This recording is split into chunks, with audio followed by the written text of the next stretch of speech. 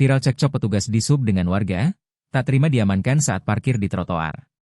Keributan antara petugas Dinas Perhubungan, Dishub, dengan sejumlah warga di wilayah Tanah Abang, Jakarta Pusat, viral di media sosial, Kamis, 5 Februari 2026.